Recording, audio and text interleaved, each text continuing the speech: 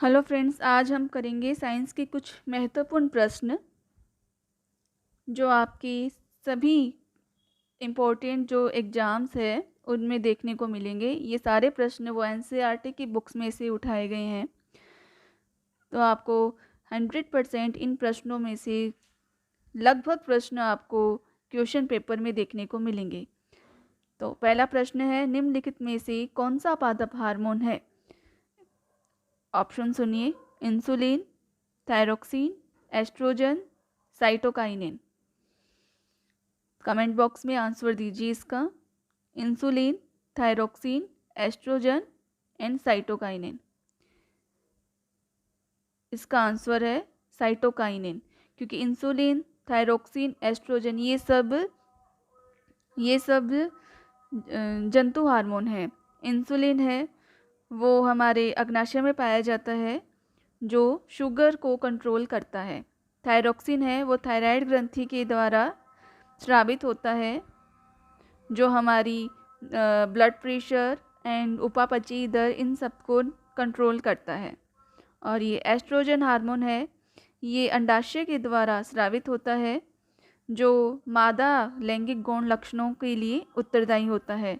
लेकिन साइटोकाइनिन है, ये एक पादप हार्मोन है जो कोशिका वृद्धि के लिए आवश्यक होता है। प्रश्न नंबर 2 है, तंत्रिका कोशिका के मध्य खाली स्थान को हम क्या कहते हैं? दो तंत्रिका कोशिकाओं के मध्य जो खाली स्थान पाया जाता है उसको क्या कहा जाता है? ऑप्शन 1 द्रुमिका, सिनैप्स, एक्सोन, आवेग। जल्दी से जल्दी इसका आंसर दीजिए। द्रुमिका, सिनैप्स, एक्सोन और आवेग। तो इसका उत्तर है सिनैप्स। दो तंत्रिका कोशिकाओं के मध्य पाए जाने वाले खाली स्थान को हम सिनैप्स कहते हैं। मस्तिष्क उत्तरदायी है। प्रश्न नंबर 3 है, मस्तिष्क उत्तरदायी है।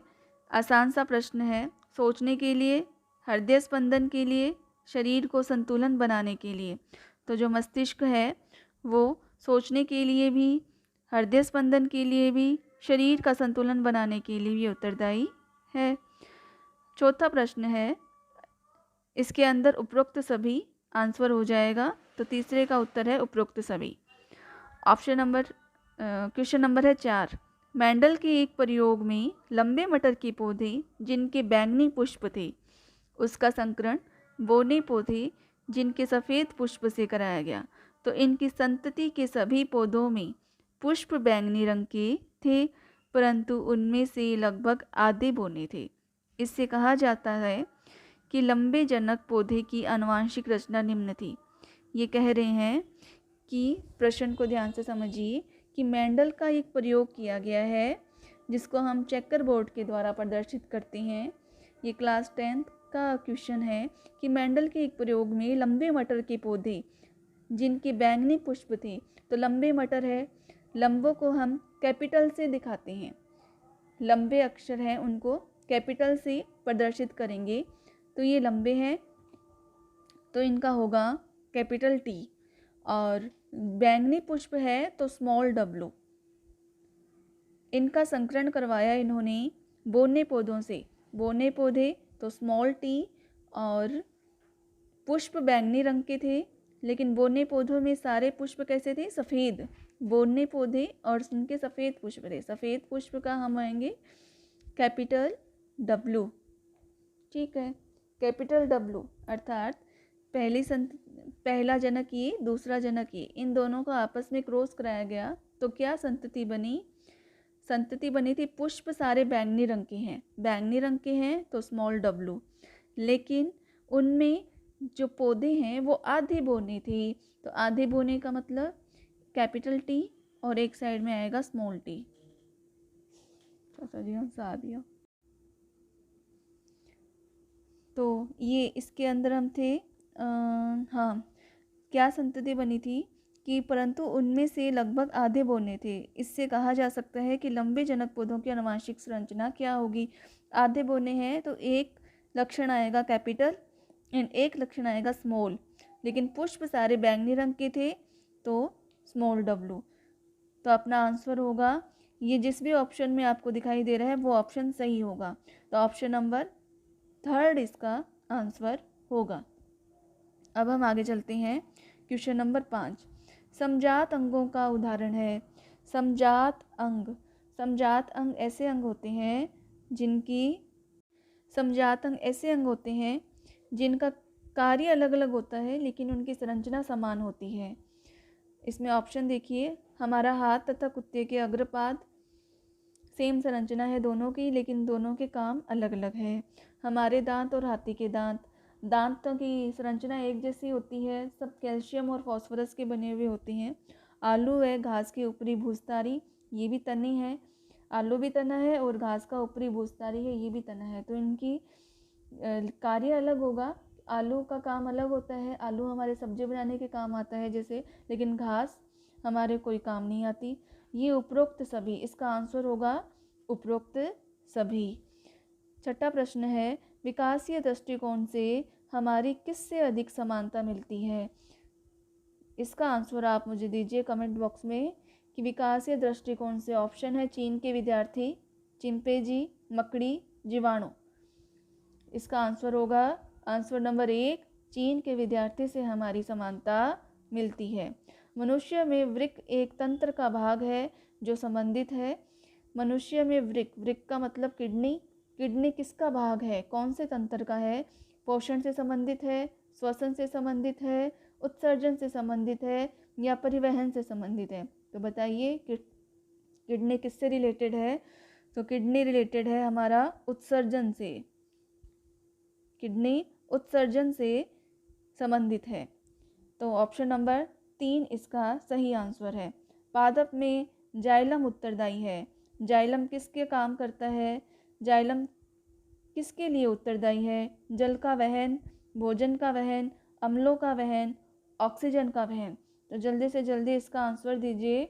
जल का वहन, भोजन का वहन, अमीनो अम्ल है, ये अमीलो नहीं है, अमीनो अम्ल है, अमीनो एसिड, जो प्रोटीन की सबसे सूक्ष्मतम इकाई होती है, अमीनो एसिड कहलाता है। तो जाइलम है वो जल के वहन के लिए उत्तरदायी है। इसका उत्तर होगा ऑप्शन नंबर 1। स्वपोषी पोषण के लिए आवश्यक है। स्वपोषी पोषण के लिए क्या आवश्यक है। CO2 व जल, क्लोरोफिल, सूर्य का प्रकाश। स्वपोषी पोषण, इसकी परिभाषा देख लीजिए, ऐसा पोषण जिसमें पादप अपना भोजन स्वयं बनाते हैं। पादप हो या जंतु कोई भी हो, ज़्यादातर हम पादपों के लिए ही ये शब्द प्रयोग में लेते हैं। ऐसा कोई भी जीव जंतु हो या फिर पेड़ पौधे जो अपना भोजन स्वयं बनाते हैं, स्वपोषी कहलाते हैं। तो ये स्वपोषण के लिए इनको किस किस चीज़ की आवश्यकता होती है। तो देखिए CO2 व जल, तो पादप है वो कार्बन डाइऑक्साइड भी यूज करते हैं, जल भी यूज करते हैं। क्लोरोफिल, इनकी पत्तियों का रंग हरा होता है, वो क्लोरोफिल के कारण होता है।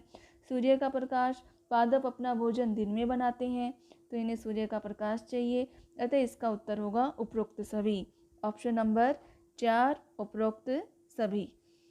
नेक्स्ट क्वेश्चन देखिए, क्वेश्चन नंबर 10, पाइरूवेट के विखंडन से यह CO2 जल तथा ऊर्जा देता है। तो यह क्रिया कहाँ पाई जाती है। यह क्रिया कोशिका द्रव्य में होती है, माइटोकॉन्ड्रिया में होती है, हरित लवक में होती है या केंद्रक में होती है। तो यह क्रिया पाई जाती है माइटोकॉन्ड्रिया के अंदर। इसके अंदर, माइटोकॉन्ड्रिया के अंदर। मानव नेत्र जिस भाग पर किसी वस्तु का प्रतिबिंब बनाता है वह है, मानव नेत्र जिस भाग पर वस्तु का प्रतिबिंब बनाता है। ये कहना चाह रहा है कि मानव नेत्र में जो प्रतिबिंब बनता है वो नेत्र के किस भाग पर बनता है, कॉर्निया पर, पुतली पर, परितारिका पर या दृष्टिपटल पर। तो इसका आंसर क्या होगा, दृष्टिपटल, रेटिना, रेटिना को हम दृष्टिपटल कहते हैं। तो इसका उत्तर होगा ऑप्शन नंबर 4, ऑप्शन नंबर 4 दृष्टिपटल, या इंग्लिश में कहते हैं इसको रेटिना। रेटिना पर क्या बनता है, प्रतिबिंब बनता है वस्तु का, उसके बाद हमें वस्तु दिखाई देती है। सामान्य दृष्टि की वयस्क के लिए सुस्पष्ट दर्शन की अल्पतम दूरी होती है। क्वेश्चन समझिए, ये कह रहा है कि सामान्य व्यक्ति है, अर्थात जिसकी आंखें खराब नहीं है, सामान्य दृष्टि का व्यक्ति है, वो एकदम अच्छे देखने के लिए उसको कोई भी वस्तु है वो कितनी दूरी पर रखनी होती है? 25 metre, 2.5 centimetre, 25 centimetre, 2.5 centimetre, 2.5 metre. तो बताइए इसका आंसर होगा 25 सेंटीमीटर। तो कोई भी वस्तु जब हम 25 सेंटीमीटर की दूरी पर रखेंगे तो वो हमें स्पष्ट दिखाई देगी। निम्न में से कौन सा समूह है केवल जैव निम्नीकरण पदार्थ है? जैव निम्नीकरण पदार्थ किसे कहते हैं? ऐसे पदार्थ जिनका अपघटन जीवों के द्वारा किया जाता है, जिनका अपघटन जीव के द्वारा किया जाता है वो जैव निम्नीकरण पदार्थ कहलाते हैं। तो आपको ऑप्शन दिए गए हैं, उनमें से आपको चुनना है कि किस किस का अपघटन छोटे सूक्ष्म जीव या कोई जीव जंतु कर देते हैं। तो पहला है घास, पुष्प, चमड़ा, घास, लकड़ी तथा प्लास्टिक, फलों के छिलके, केक व नींबू का रस, केक, लकड़ी व घास। आपको चुनना है इनमें से कि किन किन पदार्थों का अपघटन जैव निम्नीकरण या जीवों के द्वारा किया जाता है। याद रखना, आंसर एक से अधिक भी हो सकता है, तो घबराइए नहीं। घास, पुष्प, चमड़ा, इन तीनों का अपघटन जीव जंतु कर देते हैं। घास, लकड़ी, प्लास्टिक, इसमें प्लास्टिक का अपघटन जीव जंतु नहीं कर सकते। फलों के छिलके, केक व नींबू का रस, इसका अपघटन भी जीवों के द्वारा किया जा सकता है। केक, लकड़ी व घास, लकड़ी में भी दीमक लग जाती है, तो अर्थात केक, लकड़ी, घास, इनका अपघटन भी जीव जंतु कर देते हैं। तो ऑप्शन 1, 3 और 4 सही है, दूसरा ऑप्शन गलत है। या ये प्रश्न इस तरीके से भी आ सकता है, निम्न में से जैव अनिम्नीकरण पदार्थ कौन कौन से हैं? तो उसका भी आपको ध्यान रखना है। और क्वेश्चन नंबर है 14, निम्न में कौन आहार श्रृंखला का निर्माण करते हैं? आहार श्रृंखला कौन बनाता है? प्रश्न ऑप्शन नंबर 1 है घास, गेहूँ तथा आम। घास, बकरी तथा मानव। बकरी, गाय तथा हाथी। घास, मछली तथा बकरी। तो आपको खाद्य श्रृंखला बनानी है। खाद्य श्रृंखला ऐसी श्रृंखला जिसमें से आप क्या रखोगे कि छोटा जीव, उसके बाद जो उसको खाता है वो जीव, मतलब इससे बड़ा, और जो इसको खाने वाला जीव, अर्थात प्राथमिक उपभोक्ता, द्वितीयक उपभोक्ता, तृतीयक उपभोक्ता। तो इसमें घास, गेहूँ, आम तीनों ही पादप है, ये नहीं बना सकते। घास, बकरी और मानव। घास को खाएगी बकरी, बकरी को खाएगा मानव, तो ये क्या बना रहा है? आहार श्रृंखला बना रहा है। बकरी, गाय तथा हाथी ये शाकाहारी है, बकरी, गाय ये नहीं बना सकते। एक समान कैटेगरी के जीव नहीं होंगे, उनमें 3 अलग अलग होंगे, जिसमें उत्पादक आएंगे, फिर प्राथमिक उपभोक्ता आएंगे जो उत्पादकों को खाएंगे, फिर द्वितीयक उपभोक्ता आएंगे जो प्राथमिक उपभोक्ता को खाएंगे। इस तरीके से एक आहार श्रृंखला का निर्माण होता है। अब हम चलेंगे अगले क्वेश्चन की ओर। 15वां क्वेश्चन क्या बोल रहा है, देखिए। निम्न में से कौन पर्यावरण मित्र व्यवहार कहलाता है? पर्यावरण मित्र व्यवहार कौन सा है? देखिए, पहला ऑप्शन है बाजार जाते समय।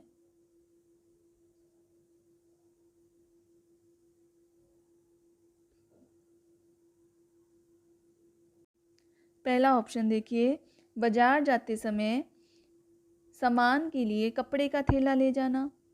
दूसरा है कार्य समाप्त हो जाने पर बल्ब तथा पंखे का स्विच बंद करना।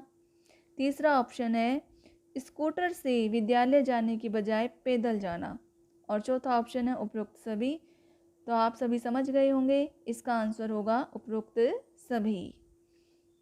कारक कोशिकाएं होती है, क्वेश्चन नंबर 16 है, कारक कोशिकाएं होती है। तो ये पहला ऑप्शन है मृत, दूसरा प्रकाश संश्लेषीय, तीसरा शीर्षस्थ विभुज्योतक, चौथी है लंबी व गति में भाग लेती है। तो कारक कोशिकाएं मृत कोशिकाएं होती है। ऑप्शन नंबर 1 इसका सही आंसर है।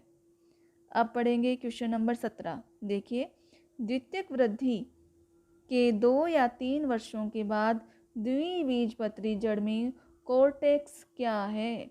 तो द्वितीयक वृद्धि के 2 या 3 वर्षों के बाद भी बीजपत्री जड़ों में कॉर्टेक्स लगा रहता है। ऑप्शन नंबर 2 है पूर्ण रूप से निकल जाता है, अधिकांशतः समाप्त हो जाता है या कॉर्क में बदल जाता है। तो इसका आंसर होगा अधिकांशतः समाप्त हो जाता है। 2 या 3 वर्ष के बाद द्विबीजपत्री जड़ के अंदर कॉर्टेक्स क्या हो जाता है, समाप्त हो जाता है। अब पढ़ेंगे नेक्स्ट क्वेश्चन। क्वेश्चन है 18वां। द्विबीजपत्री तने के काष्ठ में नवनिर्मित द्वितीयक जाइलम की परतें स्थित होती है। ऑप्शन नंबर 1 कैम्बियम के बाहर, कैम्बियम के अंदर, पित्त के बाहर या कॉर्टेक्स के अंदर। तो इसका आंसर होगा आंसर नंबर 2 कैम्बियम के अंदर होती है द्वितीयक जाइलम की परत है द्विबीजपत्री तने की काष्ठ में कैम्बियम की अंदर की ओर होती है। प्रश्न नंबर 19 है, ये इम्पोर्टेंट प्रश्न है, देखना। वार्षिक वलयों का अध्ययन क्या कहलाता है? Annual rings. एनुअल रिंग्स क्या होती है?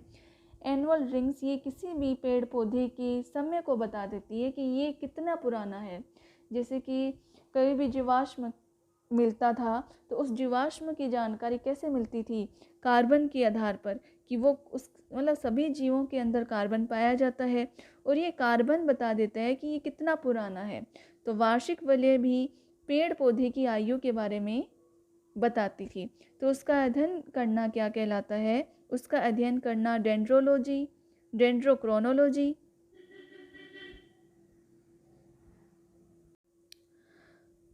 Agronomy, horticulture. तो इसका आंसर है डेंड्रोक्रोनोलॉजी, डेंड्रोक्रोनोलॉजी। 20वां प्रश्न है, वन अनुसंधान संस्थान स्थित है? तो वन अनुसंधान संस्थान शिमला, शिलोंग, देहरादून, लखनऊ। इसका आंसर है देहरादून। तो वन अनुसंधान संस्थान कहाँ स्थित है? देहरादून में पाई जाती है। दलहनी फसलों में कौन सा जीवाणु नाइट्रोजन स्थिरीकरण करता है? दलहनी फसलों में कौन सा जीवाणु नाइट्रोजन स्थिरीकरण करता है? एजोबैक्टर, नाइट्रोबैक्टर, राइजोबियम या सूडोमोनास। इसका आंसर है राइजोबियम। ऑप्शन नंबर 3, 21वें का आंसर है ऑप्शन 3। राइजोबियम वंश के जो जीवाणु है वो दलहनी फसलों में पाए जाते हैं और नाइट्रोजन स्थिरीकरण करते हैं। प्रश्न नंबर 22 है, लाइकेन जिन 2 वर्गों के पौधों से मिलकर बना है, अर्थात लाइकेन एक सहजीवी है। सहजीवी पादप ये किस किस से मिलकर बना है? कवक और फर्न, शैवाल और ब्रायोफाइटा, कवक और शैवाल, जीवाणु और विषाणु।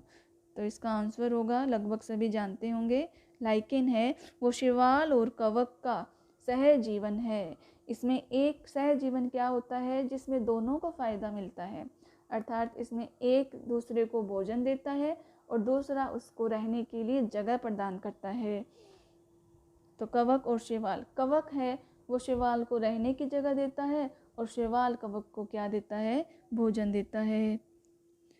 प्रश्न नंबर 23 है, रासायनिक प्रयोगशाला में लाया जाने वाला लिटमस पत्थर है किससे प्राप्त होता है? ये लिटमस पत्थर किससे मिलता है? ऑप्शन नंबर 1 है हरी शैवाल, नील हरित शैवाल, लाइकेन से, कवक से।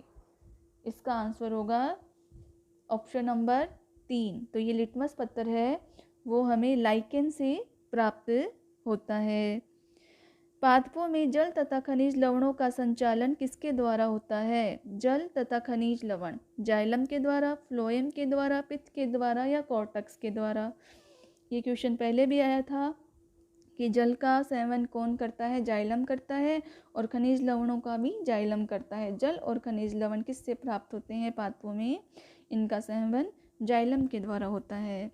वृक्षों की आयु वर्षों में निर्धारित की जाती है। प्रश्न नंबर 25 है, वृक्षों की आयु वर्षों में निर्धारित की जाती है इसके भार द्वारा, इसकी ऊंचाई के द्वारा, इसकी जड़ों की लंबाई द्वारा या वार्षिक वलयों की संख्या के आधार पर।